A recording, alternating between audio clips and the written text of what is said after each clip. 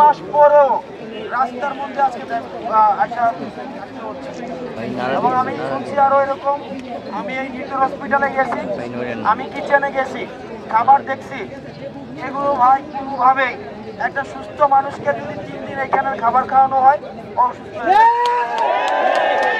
3 দিন লাগবে। আমি নিজে গেছি, এখানে যে লিফট আছে একতলা থেকে 13 তলায় পর্যন্ত যাইতে, এই লিফটের যদি কোনো কারণে ইলেকট্রিসিটি যায়, ওই লিফটে মানুষ মারা যাবে। এটা কোনো হসপিটালের কোনো পর্যায়ে পড়ে না। এখন এই হসপিটালের মধ্যেই হচ্ছে ওনারা চিকিৎসা নিচ্ছে এবং এটা খুবই দুঃখজনক যে এই কাজটা করা হচ্ছে। এখন আমরা সরকার না, একটা জায়গায় স্পষ্ট, আমরা আপনাদের ভাই। আমরা আপনারা যেমন 3 মাস পরেও রাস্তার মধ্যে আসেন, আমরাও ঠিক এই পুরো সময়টা রাস্তার মধ্যেই থাকতে হচ্ছে, পুরো সময়টা।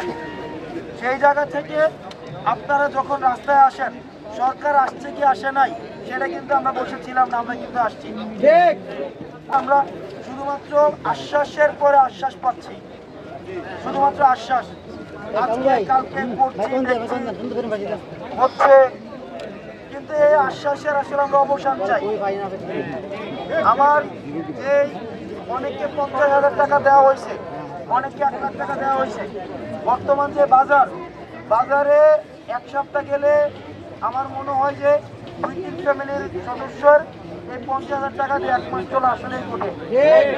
এখন আমরা তো শুধু আহত মানুষটাকে দেখি, আহত মানুষ হসপিটালে ভর্তি, কিন্তু আহত মানুষের সাথে যদি অ্যাটেন্ডেন্ট থাকে, তার খাওয়া দাওয়া তো আছে, এই যে বাড়িতে আসা যাওয়ার বিষয় আছে।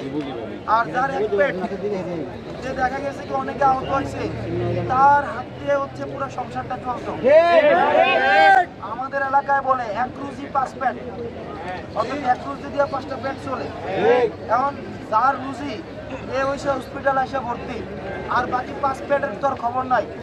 সরকার তো এই 1 পেট নিয়ে চিন্তিত, এই বাকি 5 পেট নিয়ে তো করতেছে না।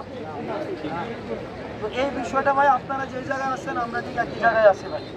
এবং সবচেয়ে দুঃখজনক এই যে আপনারা এখন রাতের 12টা বাজে যাচ্ছে, এখন রাস্তায় আছেন। এখন আপনারা কি দাবি সেটা তো আমাকে জানান নাই, আপনারা তো বলেন নাই। আপনারা হসপিটালের সমস্যাগুলো বলছেন, আমি ইনস্ট্যান্ট গেছি, গিয়া যা যতটা ভাই সম্ভব আমার জায়গা থেকে আপনাদের সহায়তায়, কারণ আপনারা রাস্তায় আসছেন বলেই আমার জায়গা থেকে যতটা সম্ভব এখানের চিকিৎসা এইসব বিষয় এগুলো নিয়ে আমি কথা বলছি।